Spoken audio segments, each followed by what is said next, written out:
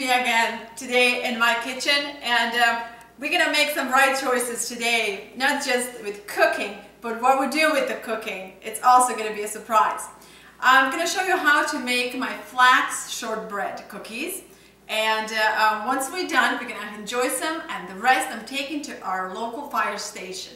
So making the right choices, just from choosing the right ingredients to treating other people and saying your thanks to others, it's a one way of doing things better.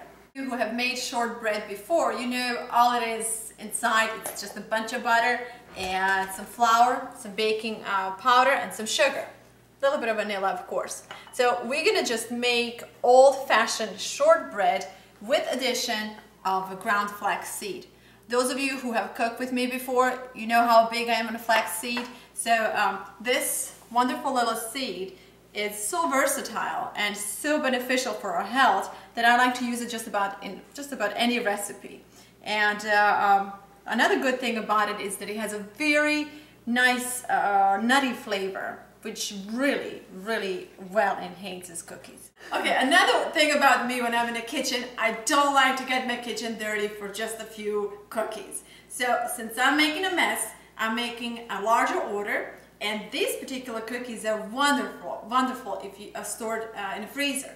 So anytime you take them out and just let them defrost a little bit, you can sprinkle some powdered sugar on them or some chocolate, and they're good to go.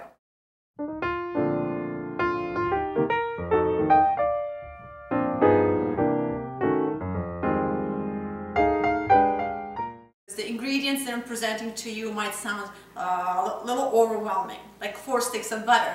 So keep in mind, we're making a whole bunch, and we're still using a natural ingredient as butter versus a hydrogenated oil. So we're gonna start with 4 sticks of butter. Then we're gonna add about 1.5 cups of a powdered sugar, maybe about a half teaspoon of baking powder, a cup of a freshly ground flaxseed, real vanilla. I usually use about 2 to 3 tablespoons. I like the little extra kick in there. And I have 6 cups of flour here, which I'm not sure we will need all, but I will measure as we go. And last but not least, we're gonna put some lemon zest inside. So let me show you how easy it is to make this recipe.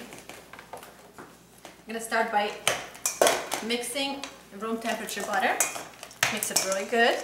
And that's the key to getting these cookies flaky and soft and nice. So let's. The next thing, we're just gonna add 1.5 cups of a powdered sugar. Again, fear not, it's the large order, so cookies really won't be too sweet. Another great suggestion is if you have a little coffee grinder at home, you can grind raw sugar and use it instead of white powdered sugar, and it will be even better and healthier. I got powdered sugar inside, and it's all really well mixed. Now I'm just gonna add some lemon zest. For this measurement, you're gonna need about maybe half a lemon zest, but I like lemon zest a lot, so I'm just gonna put a little bit more. And now let's throw some vanilla in there. Again, you don't have to be specific, and don't be afraid to experiment and to cook to your liking. You really can't go wrong. Important thing is not to waste. So I grew up with my grandmother always being over me saying, do not waste.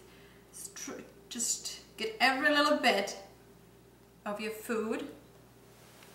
Use it up. See, like I'm doing right now. So do not waste. So far we have 4 sticks of butter, lemon zest of 1 lemon, and we have about 2 tablespoons of vanilla and 1.5 cups of powdered sugar. I'm gonna mix it all really well. Oh, it smells good already. And I'm gonna add approximately about 1/2 teaspoon of baking powder. Okay. And a cup of flaxseed. Did you know flaxseed is so rich in fiber? It's also rich in protein and in wonderful minerals and vitamins. And it's almost like that magical little seed that I continue to call it as a magical little seed. But the best thing about it is so easily incorporated into any food, from soups to cookies to breads, pastas. You can imagine just anything, pretty much anything.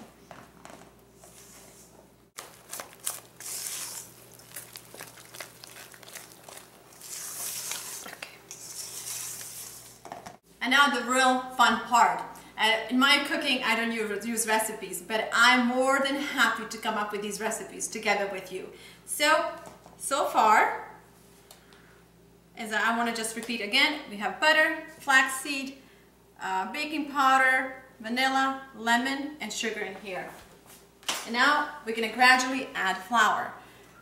Again, I know how much flour we need just by the density of the dough, but we're going to start with 4 cups here and see how far that goes.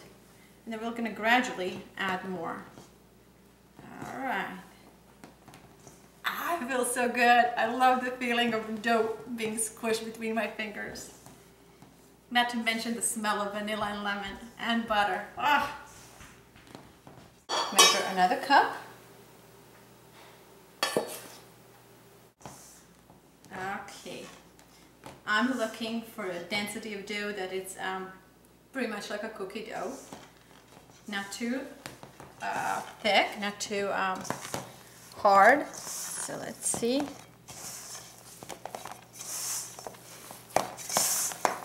Here's another tip. When you're making a cookie dough, you should give your cookie dough a chance to rest and a chance to flour. I got flour flying everywhere, and that's the fun of cooking. Anyway, I end up using 5½ cups of flour in here. And now I'm just gonna scrape the dish, because we don't want to waste a single crumb. Okay.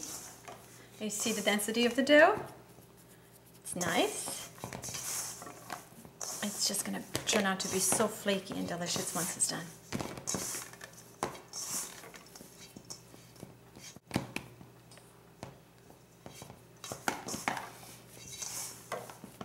This baby is looking so good. And it's so rich in the flax seed, which has a lot of fiber too. It's just beautiful. That's the reason I bake, for the aroma. Not so much for the eating part. I just love the aroma of the dough, and I love the smell in a house when you're baking cookies or you're baking a bread and things like that. And this, an ultimate dough. Did you see what we just did? It was pop, pop, pop, and we had our dough ready. Now we're gonna move on to a fun part. Have you ever seen something like this?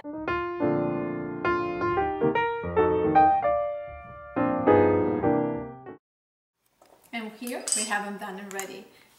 360 for about 20 minutes.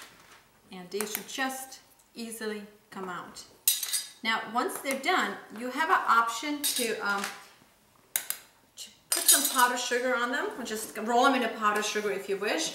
I don't do it. I think there's enough sugar inside and they're just as tasty, but for the looks, you can sprinkle lightly powdered sugar over, or sometimes if I have a special event, what I would do, lay them in a pan like this, as you see here, just